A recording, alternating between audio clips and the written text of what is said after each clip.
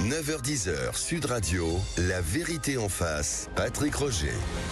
La vérité en face à 9h26. Comme chaque vendredi, Éric Tegner, journaliste président de Frontières, le média. Bonjour Éric. Bonjour Patrick. Et Alex Darmon, journaliste politique de la chaîne YouTube Les Indécis. Bonjour. Bonjour Patrick. Et vous intervenez aussi de temps en temps chez Valérie Expert, qu'on salue, et Gilles Gansman, juste après cette émission. Le monde est-il en train de basculer ? C'est la question que je pose en fait ce matin dans La Vérité en face, parce que il y a d'un côté donc la campagne américaine, on va revenir, avec des pics, des invectives, et puis on voit qu'il y a un véritable choix quand même. Avant, républicains, démocrates n'étaient pas si éloignés que ça sur le fond il y a quelques années. Là vraiment, le fossé s'est creusé, on va le voir. Et puis il y a de l'autre côté aussi, on en parle un peu moins, mais Poutine quand même, qui vient de se réunir avec les présidents chinois, indiens, la Russie d'ailleurs, qui considère que le sommet des BRICS à Kazan, comme une réunion d'une coalition anti-occidentale, et il a le soutien de beaucoup d'autres chefs d'État, hein. Donc c'est vrai, et la Chine qui pousse d'ailleurs à cet élargissement des BRICS pour en faire pour avoir une nouvelle vision d'un nouvel ordre mondial. On commence peut-être avec vous sur la campagne américaine. Éric Tegner, comment vous voyez en fait les choses là? Il y a eu des attaques en fait fascistes, etc. On a même parlé en fait d'Hitler, de l'Allemagne dans cette campagne en fait américaine. Oui, on voit encore à nouveau les outrances des démocrates contre Donald Trump, qui pour l'instant ne marche pas, ne fonctionne pas. On a presque la sensation ces derniers jours que le véritable... des outrances aussi de l'autre côté, enfin on va voir ça. Oui, mais ça on y est habitué. Alors qu'habituellement les démocrates se mettent comme les partisans de la raison contre la démagogie et le populisme. Donc on est moins habitué en tout cas à voir de façon aussi flagrante des fake news, quand par exemple Barack Obama dit que sous Donald Trump c'est le moment où il y avait le plus d'entrées d'immigrés illégaux, alors qu'ils ont été au maximum de 850 000 en 2019, quand Joe Biden a fait rentrer 2 millions d'illégaux en 2022 et 2,2 millions d'illégaux en 2023. On a la sensation ces derniers jours que la campagne de Kamala Harris, elle patine complètement. Ils sont vraiment inquiets. On a l'impression de voir beaucoup plus Barack Obama sur le devant de la scène, parce qu'il essaye d'aller chercher les réserves de voix, notamment chez les jeunes. Et un Donald Trump qui clairement aujourd'hui a le vent en poupe. À cette question de savoir qui pour l'instant est en bonne position, la vérité c'est qu'il y a un mois, j'allais plutôt considérer que pour Donald Trump, il menait pas forcément une bonne campagne et qu'il était peut-être légèrement en retard. Aujourd'hui, il est légèrement en avance. On se rappelle, hein, il y a un mois, on disait Kamala Harris, elle est géniale sur TikTok, Instagram, etc. C'est la campagne du positif. On l'a vu avec cet événement au McDonald's de Donald Trump. Le positivisme est revenu de son côté. Donc il y a une véritable dynamique pour Donald Trump ces prochains jours. Alex Darmon. Je crois qu'Éric a raison. Effectivement, la dynamique, elle est pour Donald Trump. Après, c'est surtout parce que Kamala Harris n'est pas à la hauteur. Et puis, on parle de... Elle n'est pas à la hauteur. Ah, mais pas du tout. Enfin, franchement, pas du tout. Je veux dire, il y a pas de débat. Elle dit tout et son contraire. On a l'impression qu'elle fait un peu du macronisme aux États-Unis en disant oui, il faut soutenir Israël, parce que c'est quand même un grand point de débat aux États-Unis. Il faut soutenir Israël, mais ce que disent les jeunes, ils ont quand même raison. Bref, elle tranche pas en réalité. Et je pense que les Américains, plus que tous les autres peuples du monde, ont besoin que quelqu'un tranche pour eux. Et puis on parle de Barack Obama, effectivement, qui est devant. Ils ont, j'ai vu cette nuit lors d'un meeting appelé au Yes Weekend de 2007. Oui. Ça veut quand même dire quelque chose. Ça veut dire qu'ils ont plus d'idées pour pouvoir convaincre. Je pense que le fait qu'il n'y ait pas eu de débat aussi, d'autres débats ne jouent pas en sa faveur, puisqu'elle n'avait pas été si mauvaise que ça lors du seul et unique débat, et c'est très bien joué de la part de Donald Trump. Et puis une dernière question, c'est où est Joe Biden ? Où est Joe Biden depuis plusieurs semaines, lui qui devait défendre Kamala Harris? Alors on ne sait pas si c'est des problèmes de santé, si il ne veut pas. Il fait quelques annonces en même temps en parallèle, mais très peu. Et le problème, c'est que je pense que les démocrates aujourd'hui viennent à regretter le départ de Joe Biden de cette campagne, réellement. C'est vrai que sur le retour de Barack Obama, on dirait un petit peu la droite et les républicains quand ils parlent de Nicolas Sarkozy. On a l'impression qu'ils ont tellement rien trouvé de nouveau qu'ils sont obligés de revenir 12 ans en arrière, et en général c'est mauvais signe. Ce qui est vrai, c'est que Kamala Harris, de toute façon, rappelons-nous, avant le mois d'août, tout le monde disait c'est une mauvaise vice-présidente. De toute façon, peut-être que Joe Biden, s'il continue, il changera de colistier. On en était là. Et d'un coup, en fait, on s'est aveuglé pendant un mois et demi parce qu'il y avait une Kamala Mania. On ne voulait pas voir qu'elle refusait tous les interviews qui étaient données et que tout était absolument, justement, bordé. Après, Eric, elle n'a pas été mauvaise en débat. Elle n'a pas été mauvaise en débat. Je pense qu'elle a pris un coup aussi sur le fait qu'il n'y ait pas eu d'autres débats. Et je pense qu'elle est même meilleure que Donald Trump en débat. mauvaise en débat, mais dans le fond, elle a une vraie problématique. On parle beaucoup de politique étrangère, on en parle ce matin. On sait très bien qu'elle n'est pas tranchante sur cette question-là. D'ailleurs, il y a une ambiguïté idéologique de son côté, mais qui représente ce qui se passe dans la gauche occidentale, que ça soit en Europe ou aux États-Unis. Par exemple, sur cette question justement d'Israël ou cette question de l'Ukraine. On sait très bien que Kamala Harris, son proche conseiller, qui serait conseiller à la sécurité nationale si elle devenait présidente des États-Unis, a voté contre l'aide à l'Ukraine. On sait également qu'elle a une problématique, c'est que les démocrates ont une très forte communauté juive qui vote pour eux, beaucoup plus importante que pour les républicains, ça paraît paradoxal, mais que dans le même temps, elle est obligée d'aller chercher justement les votes des musulmans. Pourquoi ? Parce qu'il y a ces États clés, vous savez Patrick, aux États-Unis, et sur la Pennsylvanie aujourd'hui, c'est la communauté musulmane la plus importante. Et pourtant, il y a une partie de cette communauté musulmane qui refuse aujourd'hui de voter Kamala Harris, qui va voter pour une autre candidate, parce qu'il n'y a pas juste Donald Trump et Kamala Harris, il y a une candidate qui s'appelle Jill Stein, qui est clairement une candidate pro-palestinienne, pro-Hamas, et donc une partie des votes sont en train de partir vers elle. Et donc c'est ça aussi le problème, c'est qu'en fait elle n'a pas d'idéologie claire, elle ne l'a pas affirmée. Et rappelez-vous, on disait que le problème de Trump, c'est qu'il n'allait pas suffisamment chercher les modérés, qu'il était trop clivant, etc. Le problème de Kamala, c'est qu'elle n'a pas choisi. Elle n'a pas choisi, puis elle n'a pas eu le temps aussi, à mon avis, parce que faire une campagne en plein mois d'août, commencer sa campagne en plein mois d'août, en 2 mois et demi, mais 3 mois. Campagnes éclairs,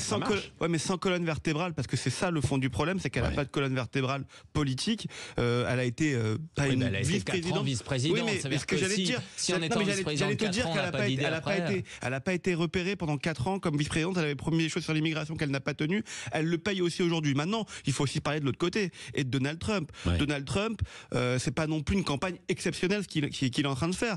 On le voit au McDo, ça nous fait sourire, où il sert des hamburgers samedi après-midi. Franchement, je veux dire une chose, si ça lui permet de gagner une campagne électorale américaine que de faire la campagne qu'il a faite là ces dernières semaines, ces derniers mois, bah c'est que vraiment le niveau en face de lui était très faible. Sur l'histoire du McDo, ça représente au-delà du McDo, il a abordé latino, etc. qui travaille. Très bien, mais il a abordé qu'un seul thème lors de toute cette campagne, en plus des fake news qu'il a quand même balancé ici et là, c'était l'immigration. C'était le seul thème de campagne. Il balance les fake news toujours. Oui, sur les chats, on peut en parler. Alors, on sait, Tim Walz aussi, il a fait un débat. Tim Walz, vous savez, ce candidat soutenu par Le Monde, qui est le colistier de Kamala Harris, on dit toujours qu'il est génial. Il a fait un débat sur ABC. Il a dit que sous Donald Trump, c'était le président où il y avait le plus de suppression d'emplois manufacturiers. Même CNN, qui est pro-Harris, a dit que c'était faux, a dit qu'il y en a eu 178 000 sous Trump en raison du Covid. Je te dis pas qu'ils ont pas Bush, fait il y en avait eu 4 millions et demi. Non, mais c'est amusant, les fake news, il y en a des deux côtés en fait aujourd'hui. Ça, il faut pouvoir le dire. En revanche, Donald Trump, il y a des éléments quand même intéressants sur son axe de campagne. Sur la question de l'IVG, on l'a vu via sa femme notamment, il s'est réorienté. Il est devenu beaucoup plus modéré, ce qui va lui permettre d'avoir des voix également. Également sur la question aussi des crypto-monnaies. On sait qu'avec Elon Musk, il s'est redirigé. Il a proposé des idées supplémentaires. Évidemment que l'immigration, c'est un sujet. On continue d'en parler dans un instant, et puis de ce qui se passe de l'autre côté, avec Poutine, qui, entre guillemets, se régale. Mais en ce moment, en voyant ce qui se passe là-bas, et puis lui, il réunit pendant ce temps-là les présidents chinois et indiens. Je ne sais pas s'ils vont bien s'entendre, mais tout de même. Il est 9h35, on aborde tout sur Sud Radio, parlons vrai, la vérité en face. 9h10, Sud Radio, la vérité en face, Patrick Roger. La vérité en face, on regarde beaucoup ce qui se passe devant chez nous, bien sûr, en France, avec le budget 2025, les problèmes liés au débat sur l'immigration, etc. Mais ce qui se passe autour de nous est quand même assez terrible, en fait, aujourd'hui, terrible au sens noble du mot, c'est-à-dire que des choses qui sont assez exceptionnelles, etc., avec Poutine d'un côté, bien sûr, qui réunit, entre guillemets, ce qu'il dit, une coalition anti-occidentale, et puis les États-Unis qui se déchirent comme jamais, peut-être, entre Kamala Harris et Donald Trump, et une dynamique, c'est ce qu'on disait juste avant la pause, qui s'est inversée. Il y a eu une dynamique pendant 1 mois et demi, de mi-août jusque fin septembre pour Kamala Harris, et puis depuis, c'est Donald Trump, après les débats, qui a repris le dessus parce qu'elle n'arrive pas à impulser quelque chose, en fait, Kamala Harris. Et même à l'intérieur de son camp, on est un peu divisé, ce que vous disiez. Éric Tegner, Alex Armand. Son camp n'est absolument pas convaincu, et en fait, encore une fois, c'est un problème quand on regarde ces élections américaines, c'est qu'on va juste le voir par le biais de cet homme grossier que serait Donald Trump, et on ne voit pas qu'il répond juste à une aspiration des Américains. Vous savez, il y a beaucoup d'Américains qui votent Trump, qui disent disent j'aime pas forcément le personnage. Mais il y a une différence qu'il a réussi aussi dans cette campagne, c'est que Donald Trump, on le connaît. Regardez sur cette histoire de McDo, on a dit c'est un homme de communication. Mais en 2019, il faisait déjà la même chose à la Maison Blanche où il avait commandé des dizaines de burgers pendant la période de shutdown. C'est-à-dire c'est quelqu'un qui est en corrélation avec son personnage. C'est quelqu'un que les Américains connaissent depuis une quarantaine d'années. Ils l'ont vu dans des films leur faire peur parce que parfois dans ses déclarations. Oui, mais ils le connaissent. Kamala Harris, on ne la connaît pas. Ils l'ont vu dans Maman, j'ai raté l'avion. Ils l'ont vu dans plein de films. Encore une fois, rebaignez-vous. Ça fait 40 ans qu'on en entend parler, The Apprentice, etc. Ils savent, ils connaissent ses outrances. Kamala Harris, on ne sait pas qui elle est. Ouais. Et à un moment, en fait, une élection, c'est la rencontre d'un homme et du peuple. Et cette rencontre-là, Kamala, elle n'a pas réussi à le faire. Pourquoi ? Parce que son équipe, ils ont juste voulu faire de la communication. Ils ont se dit, on veut parler à telle communauté, on va aller dans tel média, etc. Tout était beaucoup trop bordé. Alors que Donald Trump, mais il est en roue libre. Mais c'est aussi ce que veulent les gens. Et de toute façon, et y compris en France d'ailleurs, ils veulent juste se dire, on connaît cette personne. Ou en 2017, les gens, Fillon, ils le connaissaient pas, par exemple. C'est ce qui a cassé. Non, mais je pense vraiment, encore une fois, que Kamala Harris, elle paye sa campagne, elle paye aussi son départ tardif, elle paye d'une certaine manière aussi son incompétence, parce que elle a raté beaucoup de choses quand elle était vice-présidente. Mais vous verrez que c'est pas fini quand même. C'est pas fini. Bah non, mais c'est pas fini. Mais franchement, quand vous avez Donald Trump en face de vous, ce qui s'est passé il y a 4 ans au Capitole, vous auriez pu avoir un boulevard. Ouais. Et elle l'a pas eu. Elle l'a pas eu. Non, mais il y a eu Joe Biden. Elle est partie. Quand vous voyez Joe Biden qui arrive en fin de course, qui se retire à son profit aussi, et tous les argentiers qui se mettent autour d'elle, Joe Biden, Barack Obama, Michelle Obama, elle aurait pu aussi avoir un boulevard. Mais c'est le bilan de Biden aussi qui est sanctionné. Et elle l'a pas eu. Mais justement, j'allais y venir. Le bilan de Biden, vous verrez qu'au final, c'est pas un si mauvais bilan que ça dans quelques années. Mais Trump, il gagne aussi sa campagne. Pourquoi ? Je vais vous dire pourquoi. Enfin, s'il la gagne, attention, parce qu'il a pas encore gagné effectivement l'élection. Mais en tout cas, s'il reste dans la course et qu'il est pas si mauvais que ça, c'est aussi parce qu'entre 2016 et 2020, les Américains, ils n'ont pas détesté Donald Trump. C'est-à-dire qu'il n'a pas fait la guerre pendant 4 ans. Le monde allait un peu mieux que comme il va aujourd'hui. Vous voyez, il y avait quand même des axes qui étaient prêts. L'économie allait bien. Il avait réussi à sortir du Covid. Et tout ça, ils l'ont pas oublié. Et moi, c'est le reproche que j'ai tendance un peu à faire à Donald Trump. C'est au lieu de faire campagne, de toute façon, il s'en foutra parce qu'il m'écoute pas. Mais au lieu de faire campagne au quotidien sur l'immigration, ok, c'est un sujet et c'est un vrai sujet. Il aurait aussi pu dire qu'il a fait des bonnes choses pendant 4 ans, qu'il n'a pas fait la guerre. Alors, parce qu'il est contre la guerre, qu'il a augmenté l'économie, qu'il a favorisé l'emploi, qu'il a aidé les gens au moment du Covid. Tout ça, on a l'impression que ça a été gommé. Sur l'économie, il en parle, c'est juste peut-être que vous ne l'entendez pas. C'est pas ce qu'on entend, il y a d'autres sujets aussi qui met en avant. Sur la question de la guerre, moi j'étais à Milwaukee mi-juillet pour la convention républicaine de Donald Trump. J'ai été marqué par le fait que à peu près un discours sur 3, c'était justement un vétéran de la guerre en Irak, de la guerre en Afghanistan, qui venait blessé, etc., qui disait toujours « Nous, on veut mettre fin aux guerres. Donald Trump, il n'y a aucune guerre, etc. » Ce message, il est répété en permanence. Ça fonctionne très très bien, comme tu le disais. Mais sauf que, oui, c'est quelque chose qui est poussé sur l'économie. Il le dit. Mais sur l'immigration, oui, on est quand même à 10 000 entrées de clandestins par jour. On est x5 par rapport aux entrées en Europe. C'est énorme. Il faut quand même souligner aussi que cet élément tragique, qui n'a en soi pas de rapport, mais quand on lui a tiré dessus, il était en train de parler de cette courbe de l'immigration que lui-même avait fait. Si, ce que je veux dire, c'est que c'est quelque chose qui, même lui, humainement, rentre en résonance. Vous avez parlé de guerre, on va l'évoquer justement aussi dans un instant avec la guerre en Ukraine menée par la Russie et Poutine qui essaie de réunir autour de lui une véritable coalition anti-occidentale, anti-américaine, en attendant de voir ce qui va se passer justement aux États-Unis. On en parle dans un instant.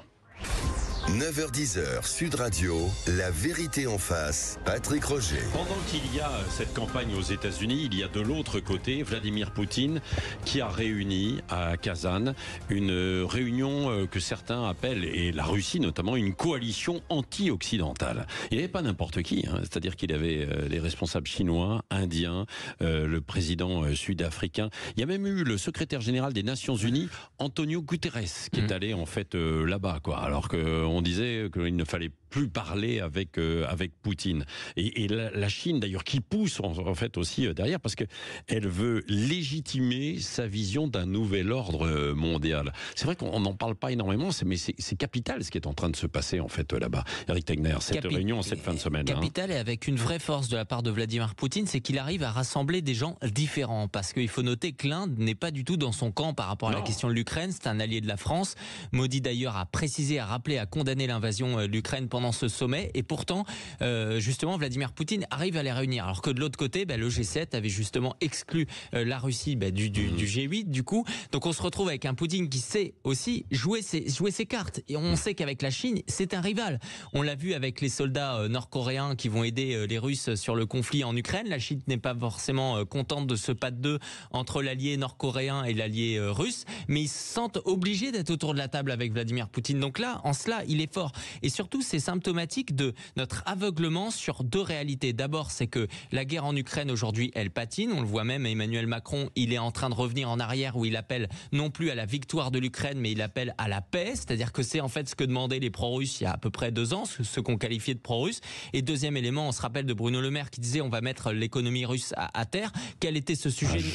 À genoux, pardon. Quel était ce sujet principal, notamment pendant ce sommet justement des BRICS ? C'était de trouver un moyen de contourner la monnaie du dollar. Parce qu'on le sait, dès le début, Poutine justement on a bloqué le système SWIFT, donc ils ont été obligés d'organiser des systèmes de paiement. Ouais. Et ça arrange les Chinois, ça arrange l'Asie aujourd'hui de se dire on va en profiter aussi pour s'organiser, pour faire en sorte d'être beaucoup moins dépendant du dollar, parce que le dollar permet aussi cette extraterritorialité américaine qui dérange beaucoup de monde. Donc en fait, derrière, il y a aussi cet affaiblissement de l'Europe. C'est pour moi ce qu'on constate entre les États-Unis et le sommet des BRICS, c'est que nous, on est toujours là avec nos discours en fait assez idéologues, et aujourd'hui, on se retrouve dans une situation où les Américains nous disent la guerre en Ukraine maintenant, c'est votre pomme.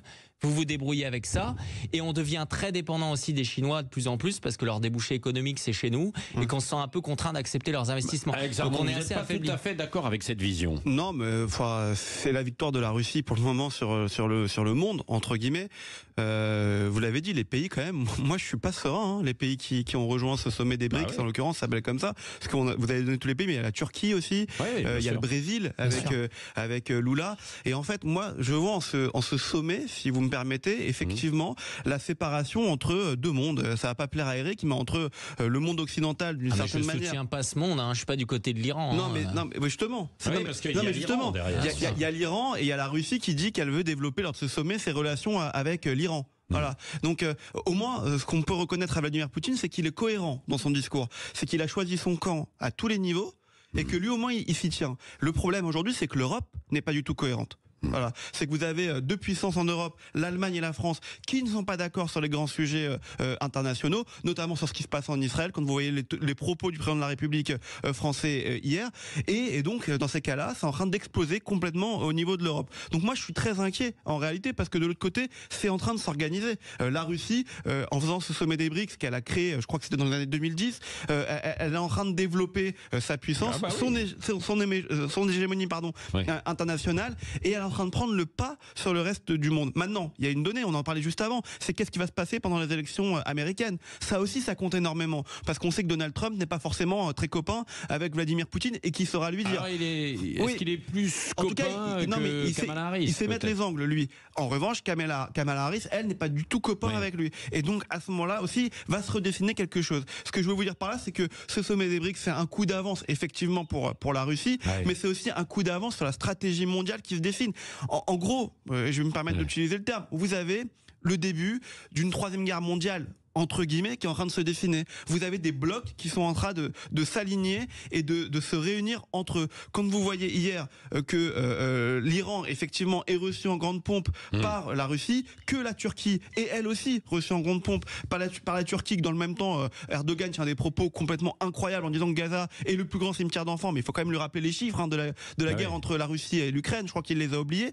Ça veut dire qu'on est en train de légitimer ce qui se passe entre la Russie et l'Ukraine, on est en train de donner une validation à la Russie en disant vous avez raison, vous êtes en train de gagner, et de l'autre côté on est en train de dire l'Europe a fait n'importe quoi et l'Europe s'est mal placée, s'est mal comportée et a mal interprété ce qui se passait dans le monde. Et ce qui est le cas un petit peu hier quand on voit les propos d'Emmanuel Macron. Rappelez les propos d'Emmanuel Macron hier. Il dit qu'en gros quand le Premier ministre Netanyahou, le Premier ministre israélien, déclare qu'il y a une guerre de civilisation et qu'il est du bon côté de la civilisation avec Israël, Emmanuel Macron dit lui on ne peut pas prétendre défendre une civilisation quand on sème la barbarie.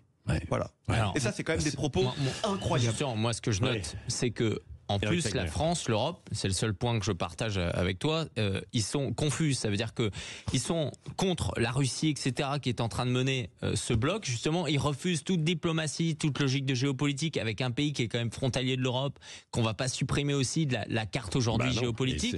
Mais dans le même temps, ils font le jeu de ce bloc, justement, en ayant aussi cette population immigrée sur le territoire français, qui fait qu'on est tenu aussi par le discours palestinien, parce que c'est une réalité aujourd'hui, on le sait très bien. Ce qui fait que le soutien d'Emmanuel Macron, qui ne soit pas aussi franc vis-à-vis d'Israël, c'est pour des logiques de politique interne. Donc à un moment aussi, il va falloir choisir notre camp.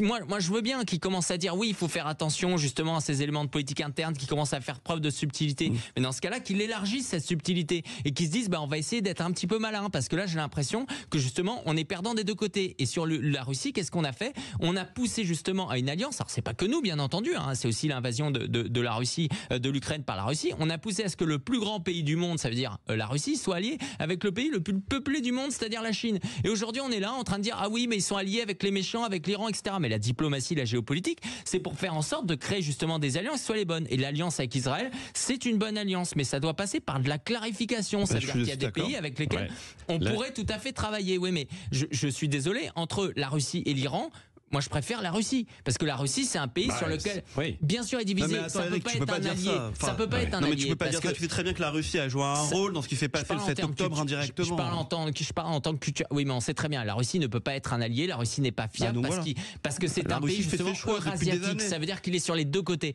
Donc, il est obligé justement de s'en sortir, parce qu'il est un pays énorme. Il est obligé de s'en sortir en faisant de la déstabilisation des deux côtés, y compris d'ailleurs du côté iranien ou du côté de ses alliés arabes, où à chaque fois justement il est déstabilisé. Est-ce que là est en train quand même de naître cette grande coalition, comme je le disais, anti-occidentale et c'est pour ça que Guterres est allé là-bas. Non mais Guterres déjà il est complètement à côté de ses l'ONU, c'est le secrétaire général des Nations Unies. Oui, mais il est complètement incohérent, Guterres.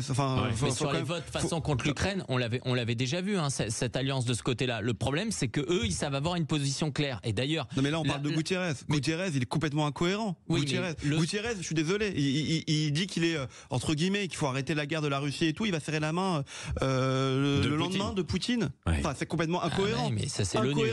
Donc il a plus aucune crédibilité. Lui et l'ONU n'ont plus aucune crédibilité dans tous les sommets mondiaux. L'ONU, c'est eux qui nomment des responsables des droits des femmes qui sont iraniens. Donc on est quand même sur un niveau. À partir de là, sur les deux blocs, moi je vous réponds, Patrick. Oui, effectivement, il y a deux blocs qui sont en train d'être nommés. Mais d'ailleurs, vous voyez qu'ils ont tous des accointances. Je suis désolé, vous avez deux grands sommets, deux grandes guerres mondiales aujourd'hui qui sont Russie, Ukraine, Israël, Hamas. Vous voyez bien que les puissances qui ont rejoint ce sommet des BRICS depuis maintenant mercredi, enfin qui est terminé, mais qui était en début de semaine, vous voyez bien que c'est Lula avec le Brésil qui avait dit que les Israéliens commettaient un génocide, que c'est la Turquie qui n'a aucune affinité, que c'est l'Iran, attends laisse-moi finir, que c'est l'Iran qui est en guerre ouverte avec l'État d'Israël, que c'est la Chine qui elle-même a aussi appelé Israël à arrêter son agression. Donc et puis la Russie, on connaît sa position sur l'État d'Israël. Oui, mais parce qu'il y a une incohérence énorme. Il faut comprendre aussi d'un point de vue de communication qui est que pendant 2 ans, on a cessé de dire les Russes sont méchants parce qu'ils bombardent des écoles, parce qu'ils bombardent Mariupol.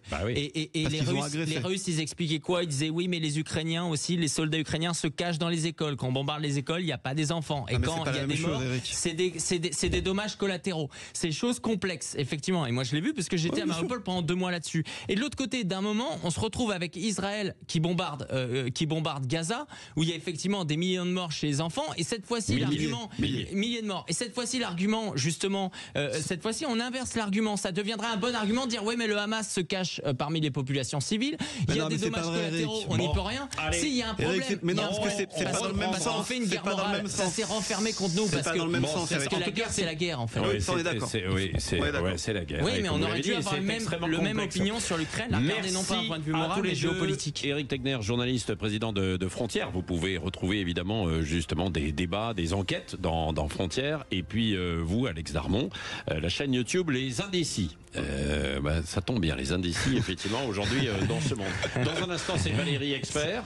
Ensuite, toutes les émissions, bien sûr, jusqu'à ce soir. Ce week-end aussi, Jean-Marie Bordry à la matinale. Merci à toute l'équipe qui m'a accompagné. En fait, je ne vais pas tous les citer. Il y a Jamel en face de moi, Manu cette semaine. Lundi prochain, vous allez retrouver Jean-Jacques Bourdin à ce micro le matin. Et ensuite, Benjamin Glaise. Ciao, ciao, bon week-end.